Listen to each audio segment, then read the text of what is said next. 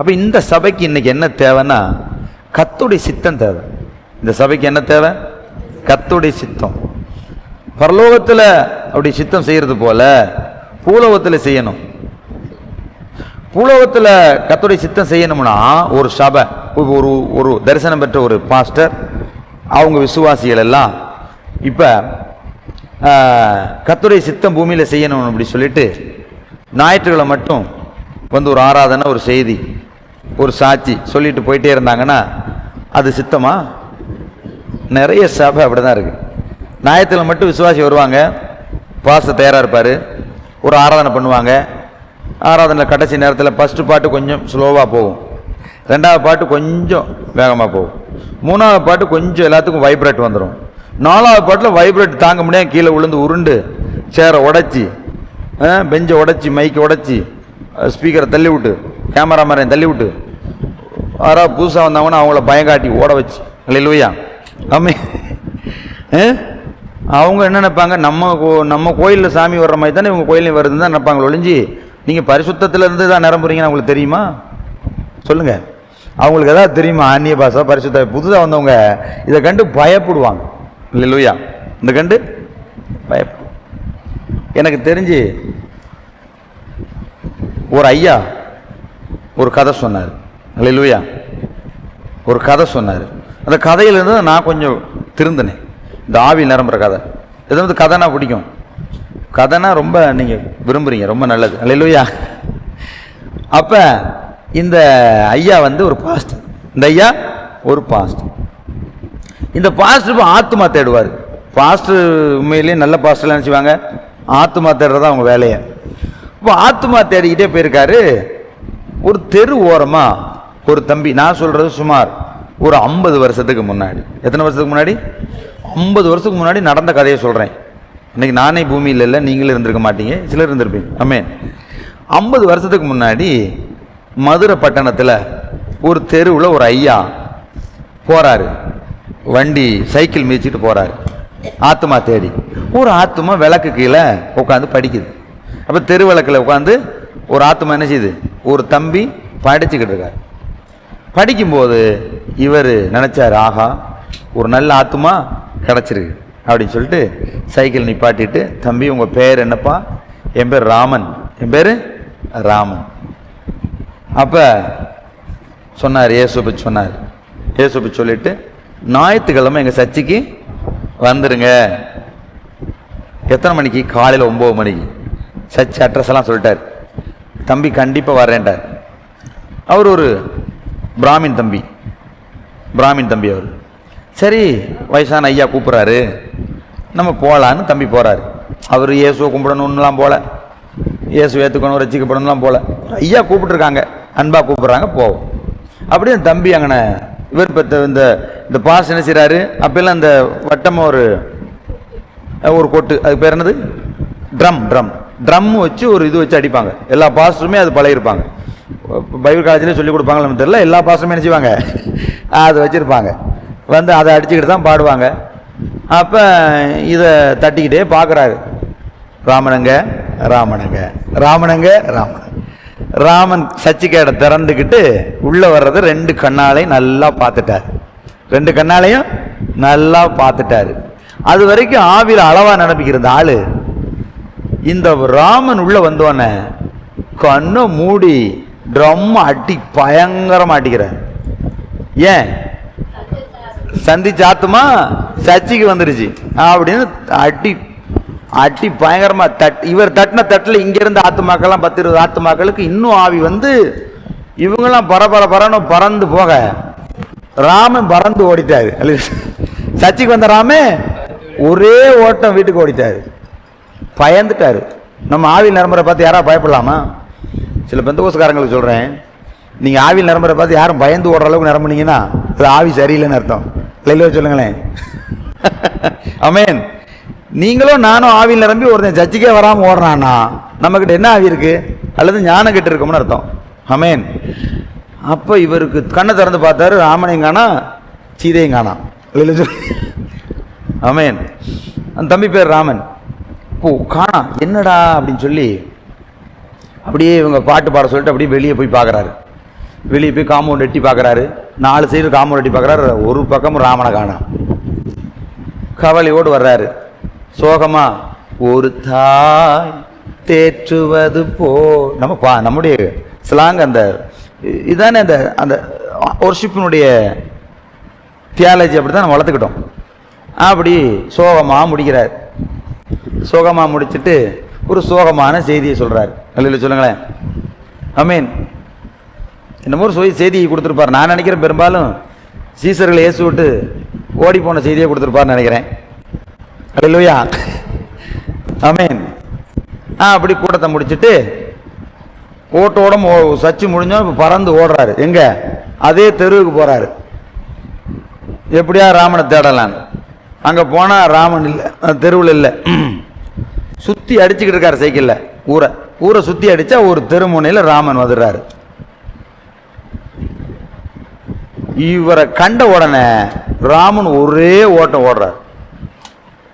என்னடா முத நாள் நல்லா தானே பேசினாரு சனிக்கிழமை ராமே, இன்னைக்கு என்னைய கண்டு ஓடுறாரே அப்படின்னு இவர் சைக்கிளை மீச்சிக்கிட்டு, கீழெல்லாம் ரோடு குழியாக இருந்திருக்கு, அதனால கீழே பார்த்துக்கிட்டே தான் சைக்கிள் ஓட்டணும். மேலே பார்த்துட்டு போனால் கீழே விழுந்துருவார். அதனால் சைக்கிள் ஓட்டினவங்களுக்கு தெரியும். சைக்கிள் மிதிக்கும் போது கீழே குனிஞ்சிக்கிட்டே ஓட்டிக்கிட்டு எட்டி பார்க்குறாரு. ராமனை காணோம். அந்த ரோட்டில் ஓடினவர ராமனை காணோம். சுற்றி வயல்வெளி, ஒளிறதுக்கு இடமே இல்லை.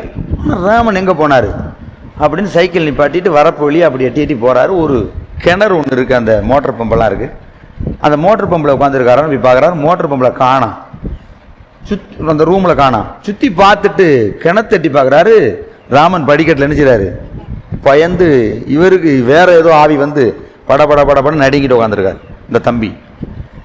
ஏன் இந்த தம்பி இப்படி நடுங்கிறாருன்னா, சர்ச்சுக்கு போனபோது நம்ம ஆத்துமாக்கள் ஆவியில் நரம்புல கண்டு பயந்துட்டாரு. நம்மளே இப்படிதான் பண்ணிடுவாங்களோ அப்படிங்கிற அச்சத்தில் தான் அவர் ஒளிஞ்சது. அப்போ ஏன் தம்பி இப்படி இருக்கிறீங்க? சார் வராதிங்க சார் அப்படிங்கிறான். இந்த பாஸ்டரை பார்த்து நினைச்சாரு, தம்பி ராமன் வராதிங்கன்னு பயப்படுறாரு. ஐயோ இவன் கீழே குடிச்சுட்டா நான் வம்புடா ஜாமீன். இந்த பாஸ்டர் சைக்கிள் எடுத்து வந்துடுறாரு கவலையோட. ஒரே கேள்வி இவருக்கு, என்ன நடந்தது? நம்ம சாட்டா சொல்லுவோம் பிசாசுன்னு ஒரு வழியில் சொல்லுவோம். நம்ம எடுத்தோன்னு நமக்கு தியாலஜி கட்டினதெல்லாம் பிசாசுன்ட்டு ஒரு பிசாசு தான் ஜெபம் பண்ணுங்கன்றோம். ஆனால் அவர் கொஞ்சம் சற்று வித்தியாசமா என்னவா இருக்கும், ஆமென், இது என்னவா இருக்கும் அப்படின்னே சிந்திக்கிறார். சிந்திச்சு இப்படியே போறாரு. ஒரு வாரம் கழிச்சு மார்க்கெட்டில் ராமனை கண்டுட்டார். காய்கறி வாங்கிட்டு இருக்கான்.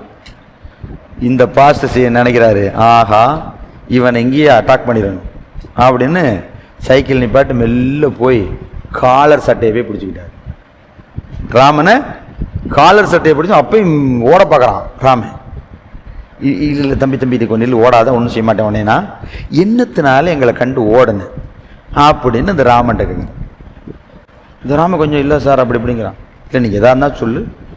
இப்போ சொன்னால், நான் சாமி கும்பிடலாம் வந்தேன், சர்ச்சுக்கு நல்ல படிப்பு வரணும், 10th பாஸ் ஆகணும், கல்வி வரணும்னு தான் வந்தேன்.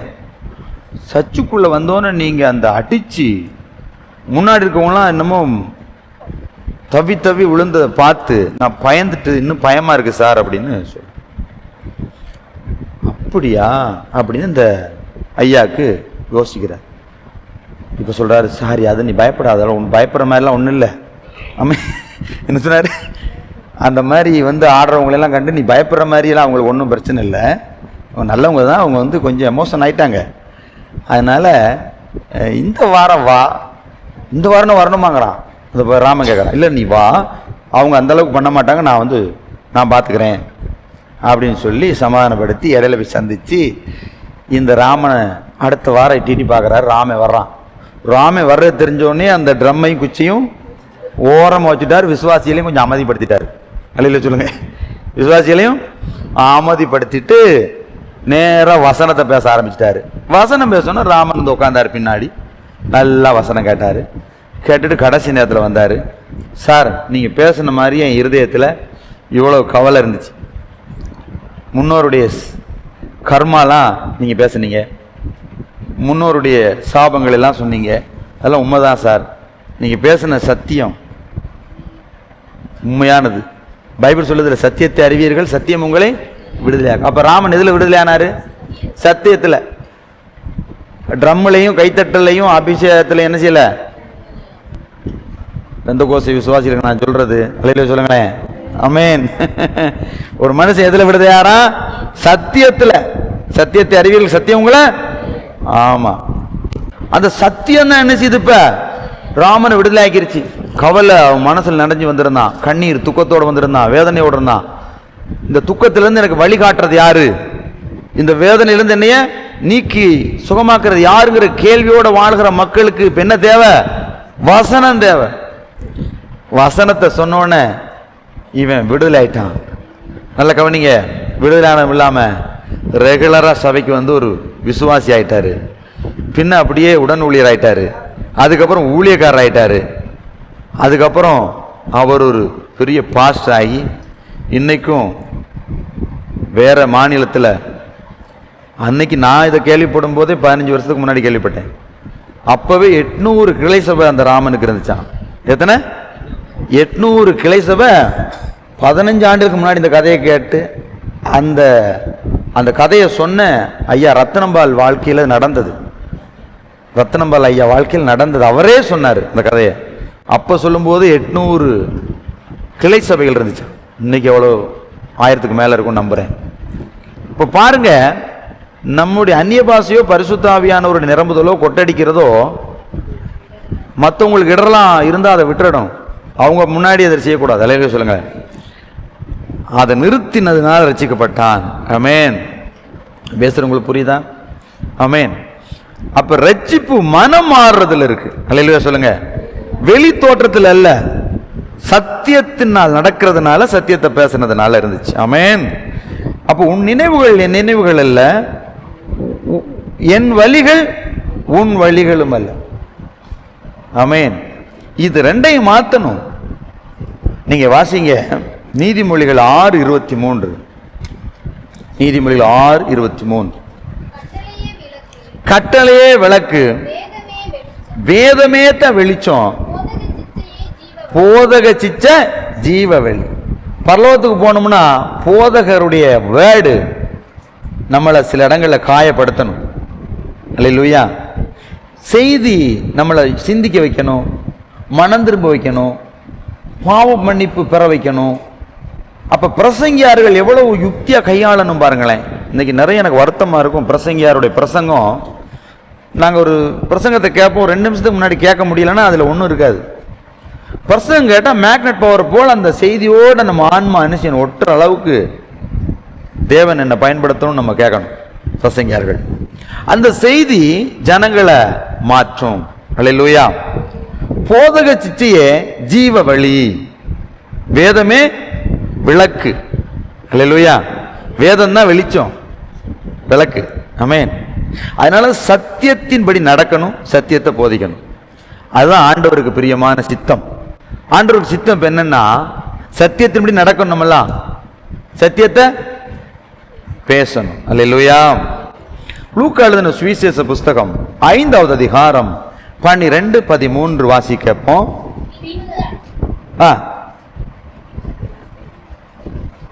வாசிங்க. பின்பு அவர் ஒரு பட்டணத்தில், இயேசு ஒரு பட்டணத்தில் இருந்தார். குஷ்டரோகம் நிறைந்த ஒரு மனிதன் இயேசுவை கண்டு முகம் குப்புற விழுந்து, ஆண்டவரே உமக்கு சித்தமானா என்னை சுத்தமாக்கும். ஒரு குஷ்டரோகி சொல்றான், ஆண்டவரே உமக்கு சித்தமானால் என்னை என்ன செய்யும்? அவர் சுத்தமாக்க முடியும் அவனுக்கு தெரியும். ஆனா அதுல சித்தம் இருக்கான்னு பாக்குறார். இன்னைக்கு யாராவது கிறிஸ்தவங்க ஆண்டவருடைய சித்தத்தை பார்க்கிறோமா? சித்தத்தை பார்க்கறதே எல்லாரும். ஆண்டவருக்கு சித்தமா இருக்கிறதெல்லாம் பார்க்கறதே கிடையாது. தனக்கு விருப்பமான உடனே செஞ்சிருவாங்க. தனக்கு விருப்பமான எதை வேணாலும் செய்வாங்க. தங்களுக்கு விருப்பமானதெல்லாம் செஞ்சுக்கிட்டே தங்கள் வாழ்க்கையை கெடுக்கிறாங்க. அல்லேலூயா. ஆனா இந்த குஷ்டரோகி, ஆண்டவரே நான் சுகமாகிறது உமக்கு சித்தமான்னு கேட்கிறான். அல்லேலூயா. வேதம் சொல்லுது, ஆதியாம் புஸ்தகம் அது இருக்கட்டும், அப்படியே 6:12 வாசி கேட்போம். தேவன் பூமியை பார்த்தார், இதோ அது எப்படி இருந்துச்சு? இப்ப சீர்கெட்டதா இருந்துச்சு. மாம்சமான யாவரும் பூமியின் மேல் தங்கள் வழி என்ன செஞ்சாங்களாம்? மாம்சமான மனுஷர்கள் எல்லாம் தங்கள் வழியை கெடுத்து கொண்டிருந்தாங்க. இன்னைக்கு திருச்சபை மக்கள் அப்படிதான், தங்கள் வழியை தாங்களே கெடுத்துக்கிறாங்க, தங்கள் உடம்பை கெடுத்துக்கிறாங்க, தங்களுடைய சரீரத்தை கெடுத்துக்கிறாங்க. அதை கவனிக்கிறது இல்லை, சரத்தை என்ன செய்யறத கவனிக்கிறது இல்லை, சரியா தூங்குறது இல்லை.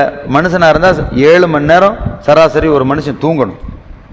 7 மணி நேரம் நீங்க தூங்கலைன்னா உங்களுக்கு டிப்ரெஷன் ஆயிரும். நேற்று ஆஸ்பத்திரி போயிருந்தேன். ஒரு பெந்தகோஸ்தை குடும்பத்தை சேர்ந்தவங்க அங்கே கட்டில சுற்றி நின்னாங்க. எனக்கு தெரியும், பார்த்தோன்னே கண்டுபிடிச்சிருவேன் இல்லையா. அங்கே ஒரு தம்பி உளறிக்கிட்டு இருந்தார். அப்போ நான் கேட்டேன் என்னன்னு. அவங்க சொன்னாங்க ஏதோ உளறாரு. எனக்கு நல்லா தெரியும் இவர் தூங்கியிருக்க மாட்டார். தூங்கலைன்னா பிரெயின் ப்ரெஷர் வந்துடும் இல்லையா. அப்போ அவங்களுக்கு ஒரு மாதிரி டிப்ரெஷனாக இருக்கும். தூங்கலாட்டியே மன அமைதி கட்டிடும். அப்போ நல்லா தூங்கணும். வேதம் சொல்லுது, நீதிமானுக்கு தேவன் சுகமான நித்திரையை வர பண்ணுகிறார். நீதிமான் சிங்கத்தை போல தைரியமா இருக்கிறான். நீதிமான் தனக்கு திருப்தியா புசிக்கிறான் அப்படிலாம் வசனம். பாவம் செய்யற ஆத்மா சாகும். பாவம் செய்யறவங்க நிம்மதியா இருக்க முடியாது. பாவம் செஞ்சிட்டாங்கன்னா நிம்மதியாவே இருக்க முடியாது. மனம் கசந்து அழுது மன்னிப்பு கேட்டா கர்த்தர் மறுபடி சமாதானத்தை தருவார். நிறைய கிறிஸ்தவங்க வாழ்க்கையில பாவம் செஞ்சுட்டு ஆண்டோட்ட மன்னிப்பு கேட்காம இருக்கிறனால தான் டிப்ரெஷனா முகமெல்லாம் அகோரமா இருக்கும். முகமெல்லாம் துக்கமா இருக்கும், அகோரமா இருக்கும், வேதனையா இருக்கும். ஆமா, இருதயத்தில் சமாதான கேடு. ஏன்னா பாவம் செஞ்சிட்டோமே. அந்த பாவத்துக்கு மனங்கசந்து அழுகணும்ல. பேதுரு பாவத்துக்கு மனங்கசந்து அழுதனால தான் மறுமீட்சி கிடைச்சிச்சு. உங்க வாழ்க்கையில நீங்க உங்க வழிகளை கெடுத்துக்கிட்டு இருந்தா இன்னைக்கு என்ன செய்யணும்? மனங்கசந்து அழுது, ஆண்டவரே நான் பாவம் செஞ்சுட்டேன் அல்லேலூயா அப்படின்னு அழுதுருங்க. உங்க சமாதானத்தை ஆண்டவர் மீது தருவார். சும்மா அழுகிறதில்ல, மனம் கசந்து, ஐயோ நான் பாவம் செய்துட்டேனே, நான் பாவியா போயிட்டேனே, பாவியின் இந்த பாவ உணர்வு உண்டாகணும். எல்லா பாவத்தையும் செஞ்சுட்டு துணிகரமாக சில பேர் வந்து நிற்பாங்க. அவங்க ரட்சிப்புக்கு அவங்களுக்கு சம்மந்தமே இருக்காது அல்லேலூயா. நான் எத்தனையோ பேரை பார்க்குறேன், ஒரு பாவம் செஞ்சுட்டு துணிகரமாக வந்து நிற்கிறாங்க. நாங்களாம் ஒரு வேர்டு எங்கள்கிட்ட இருந்து வெளியே வந்துட்டா கூட வருத்தப்படுவோம். ஐயோ இந்த மாதிரி பேசிட்டோமே. உண்மையான பரிசுத்த ஆவியான உள்ளத்தில் இருந்தால் நாம் தவறாக சிந்திச்சா கூட நமக்கு வருத்தம் வரும். நாம் தவறான வார்த்தையை பேசிட்டாலே வருத்தம் வரும். தவறான ஒரு காரியத்தை செய்ய முடியாது, தடுக்கும் தடை உண்டாகும். அப்போ உங்கள் இருதயத்தில் நீங்கள் யோசனை பண்ணிப்பாரு. பைபிள் சொல்லுது, பூமியிலே தங்கள் வழி என்ன செஞ்சாங்க? கெடுத்து கொண்டு இருந்தாங்க. இன்னைக்கு கெடுத்துக்கிட்டாங்க, தாங்களே கெடுத்துக்கிட்டாங்க. கர்த்தர்லாம் கெடுக்கலை, அவங்க தான் கெடுத்துக்கிட்டாங்க. அவங்க தொழிலை கெடுத்துக்கிட்டாங்க, அவங்க உடம்பை கெடுத்துக்கிட்டாங்க, அவங்க ஆரோக்கியத்தை கெடுத்துக்கிட்டாங்க, எல்லாத்தையும் கெடுத்துக்கிட்டாங்க. சில பேரெல்லாம் அவங்க பாடி கண்டிஷனை பார்த்துட்டு சொல்லுவோம், நீங்கள் உபவாசம் போடாதீங்கன்னு. எல்லாம் கர்த்தர் பார்த்துக்குவார் அப்படின்னு. மாம்சத்தில் வைராக்கியம் வைக்கக்கூடாது, ஆவியில். கிறிஸ்தவங்களுக்கு எப்பவுமே மாம்சத்தில் யுத்தம் பண்ணுறதில்லை, ஆவியில் யுத்தம் பண்ணுறது. மாம்சத்தில் போராடுறதில்லை, ஆவியில் போராடுறது. மாம்சத்தில் சிந்திக்கிறது இல்லை, ஆவியில் சிந்திக்கிறது. எல்லாமே ஆவியில் தான். மாம்சம் வந்து ஒரு கூடுக்காக தான் நம்ம கர்த்தர் கொடுத்துருக்காரு. அதை பராமரிக்கணும். அதுக்கு என்ன செய்யணும்? டயத்துக்கு சாப்பிடணும், டயத்துக்கு தூங்கணும், டயத்துக்கு தண்ணி நிறைய குடிக்கணும், உடம்பை என்ன செய்யணும்? கவனிக்கணும். உடம்பெல்லாம் கவனிக்காமல் நாம் சும்மா அப்படியே கெடுத்து கொண்டு இருக்கக்கூடாது. கெடுத்துட்டு அப்புறம் போய் என்ன செய்யக்கூடாது? அடுத்தவங்க ரட்சிப்புக்கு நம்ம இடையூறாக இருந்துருவோம். ஏசுன்னு போனாங்களே, அவங்க உடம்பை கெட்டு கிடக்கே, கண்ணு பார்வையில் குருடா இருக்கே, காது கேட்க மாட்டி செவிடா இருக்கே, எப்போ பார்த்தாலும் வியாதின்னு புலம்புறாங்களே. சில விசுவாசிகளை பார்த்தா எனக்கு வருத்தமாக இருக்கும். அப்போ அன்னைக்கு தான் புதுசாக விசுவாசி வந்திருக்கும், அன்னைக்கு தான் புதுசாக ஒரு விசுவாசி வந்திருக்கும். இந்த பழைய விசுவாசி அந்த விசுவாசி சொல்லும், எனக்கு காலெல்லாம் வலிக்குதுங்க, இடுப்பு வலியாக இருக்குது, கால் குடையுதுன்னு சொல்லும். இந்த பழைய விசுவாசி தோடு மூக்குத்தி ஒன்றுமே போடாது, பியூர் பெந்தகோஸ்து மாதிரி ரூபத்தில் போயிட்டு சொல்லும், எனக்கும் அப்படி தான் இருக்குது சொல்லும், எனக்கும் அப்படி தான் இருக்குன்னு சொல்லும். அப்போ அந்த புது விசுவாசி பார்க்கும், ஆஹா, இந்த கோயிலுக்கு போனால் இது சுகமாயிரும் சொன்னாங்களே, அப்போ இது ரொம்ப நாளாக இருக்கே, அதே மாதிரி இருக்கே, அப்போ இங்கேயும் ஒன்றும் நடக்காது போலன்னு அவிசுவாசம் வந்துடும். பரிசுத்த கடவுள், நான் பரிசுத்தர் ஆகையால் நீங்களும் இருங்கள், பரிசுத்தமாக இருக்கும். இல்லையா? அது நல்லது தான் நான் சொல்கிறேன். உங்களை நான் புண்படுத்த விரும்பலை, உங்களை நான் பண்படுத்த விரும்புகிறேன். இல்லையா? எத்தனத்துக்கு புரியுது? இப்பெல்லாம் சொல்லி உங்களை புண்படுத்தலை. நம்ம சொல்லுங்களேன். பஸ் விட்டுட்டு போயிருமேன்ற சூழ்நிலையில் கடைசியாக உட்காந்துருக்க மாதிரியே தெரியுது. பஸ் விட்டுட்டு போகாது. அல்லையா? சொல்லுங்களேன். பஸ் விட்டுட்டு போனால் இன்னொரு பஸ்ஸில் போகலாம், ஏசு விட்டுட்டு போனால் இன்னொரு ஏசு மூலமாக போக முடியாது பரலோகத்துக்கு. அல்லையா? சொல்லுங்களேன். அவர் எக்காலம் ஊதும்போது போகணும். ஆமென். நான் பேசுகிறேன், உங்களுக்கு புரியுதா? பரிசுத்தமாக இருக்கும். ஆவி, ஆத்மா, சர்றம் மூணுமே என்ன செய்யணும்? பரிசுத்தமாக இருக்கணும். அப்போ பூமியில் தங்கள் வழி என்ன செய்கிறாங்க? கெடுக்கிறாங்க. ஆண்டவர் சொல்கிறாரு, கெடுக்காதீங்கப்பா, ஆசீர்வாதமாக வாழுங்க. ஆமென். அப்போ இந்த குஷ்ரோகி 13ஆம் வசனம் வாசிங்க.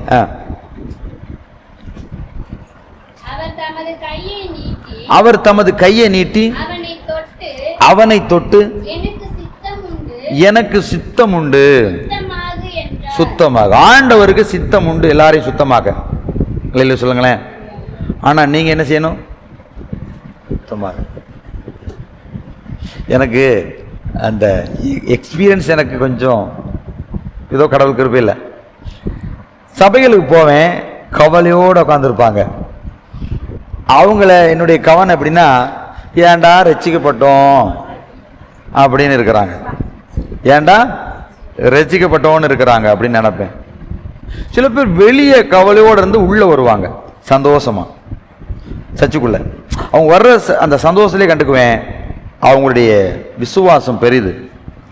இன்னையோட என்னுடைய வியாதி என்னை விட்டு நீங்க போகுதுன்னு வர்றாங்க, இன்னோட என்னுடைய துன்பம் மாறப்போகுதுன்னு வர்றாங்க. அல்லது சிலரை கூட்டு வந்திருப்பாங்க. நீங்க பாருங்க, புது மக்கள் அவங்களோட நல்ல பழக்கம் எப்பயுமே, அவங்க சுகமாயிட்டாங்கன்னா, நான் ஒரு கோயிலுக்கு போனேன், எனக்கு அங்கே போயிட்டு வந்ததுக்கப்புறம் நல்ல தூக்கம் வருது, தொட்டையெல்லாம் தொடங்குது, நல்லா இருக்கிறேன், நீனு வா போகலாம் அப்படின்னு நீங்கள் சொல்லியிருக்கீங்களா யாரையாவது பார்த்து? காஸ்பிள்லையே பைபிள் காலேஜ் படிக்காத காஸ்பிள் இதுதான். எனக்கு இந்த பைபிள் காலேஜ்லேருந்து வர்றவங்களெல்லாம் பெருசாக நான் நினைக்க மாட்டேன். ஏன்னா அவங்க எல்லாருமே அனுபவம் இல்லாத ஊழியர்கள். ஒரு பாஸ்டர் பைபிள் காலேஜ்லேருந்து வந்துட்டாருன்னா அவருக்கு மண்டையில் சரக்கு இருக்கும், வேத சரக்கு மண்டையில் இருக்கும். நான் இல்லைன்னு சொல்லலை, வாழ்க்கையில் இருக்காரு. வாழ்க்கை பாடம் ஒரு பாஸ்டர் ஒரு இன்னொரு சீனியர் பாஸ்டரோட அல்லது நல்ல முதிர்ந்த பாஸ்டரோட அவர் கூடவே இருந்து சின்ன வயசுலேருந்து வளர்ற அந்த எக்ஸ்பீரியன்ஸ் வேற. இல்லையா? சொல்லுங்க.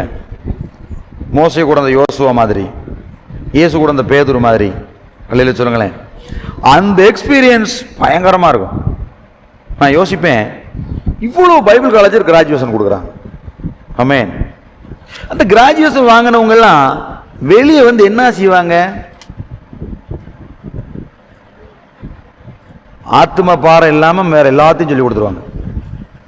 எல்லா பைபிள் காலேஜில், சில பைபிள் காலேஜில் சொல்கிறேன், ஆத்ம பாரத்தை தவிர மற்ற எல்லாத்தையும் சொல்லி கொடுத்துருவாங்க. பைபிள் காலேஜில் அவங்க எல்லாத்தையும் படிச்சுட்டு நல்ல மண்டையில் சரக்கேற்றி நிற்பாங்க. ஆமென் சொல்லுங்களேன். இந்த ஆத்ம பாரம் உள்ளவன் எந்த சரக்கும் இல்லாம இயேசுவை சுமந்துட்டு நிற்பான். ஆமென் சொல்லுங்களேன். ஆத்ம பாரம் உள்ள விசுவாசிகள் இயேசுவை சுமந்து நிற்பாங்க. அதனாலதான் இவங்களுக்கு இவங்களோட பேச்சுக்கு அவ்வளவு வல்லமை.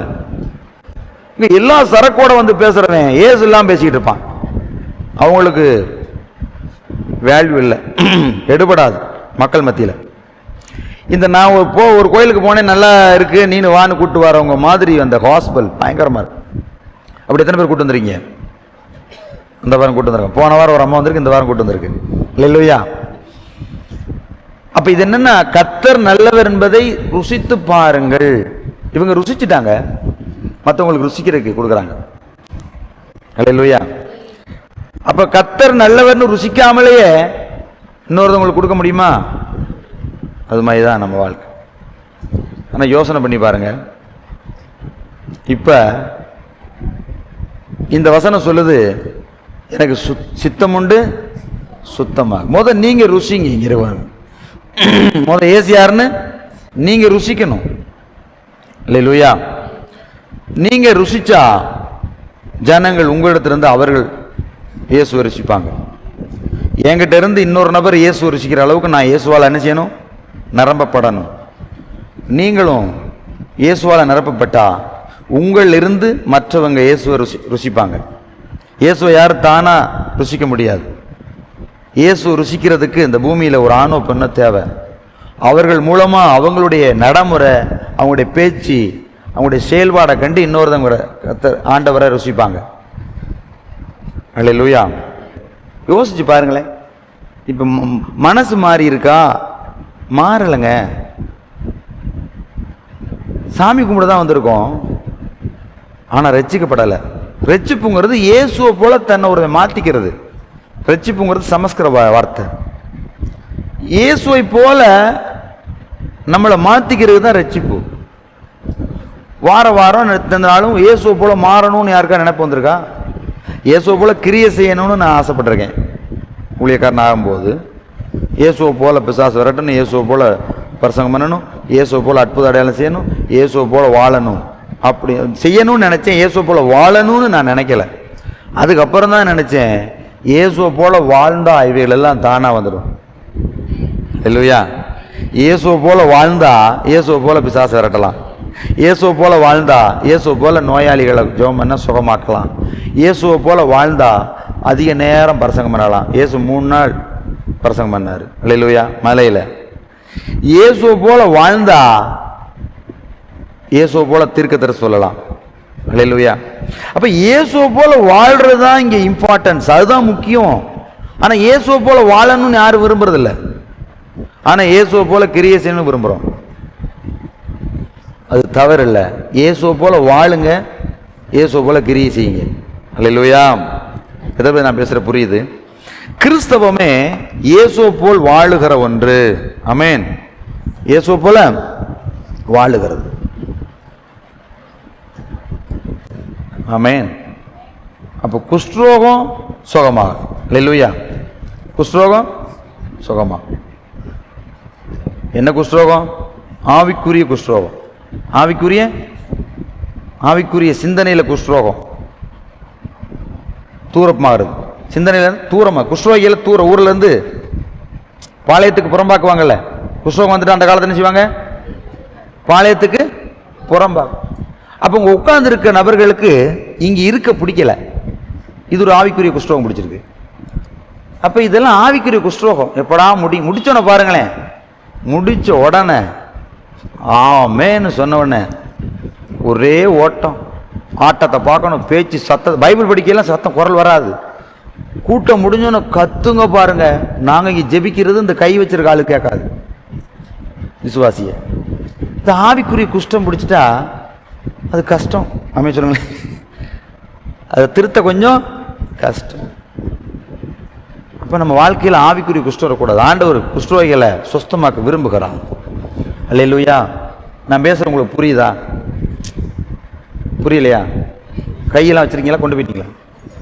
தூக்குங்க. அல்லேலூயா. அப்ப சித்தத்துக்கு ஒப்பு கொடுக்கணும் ஆண்டவர்கிட்ட. நம்ம விருப்பத்துக்கு எங்க ஓடினாலும் தடையாத்தான் இருக்கும். அல்லேலூயா. நம்ம விருப்பத்துக்கு எங்க போனாலும் தடையா இருக்கும். கர்த்தருடைய சித்தத்தை ஒப்பு கொடுத்தா கர்த்தர் காரியத்தை வாய்க்க செய்வார். அல்லேலூயா. வழியை கர்த்தருக்கு ஒப்புவி, அவரே காரியத்தை வாய்க்க செய்வார். ஆமென்.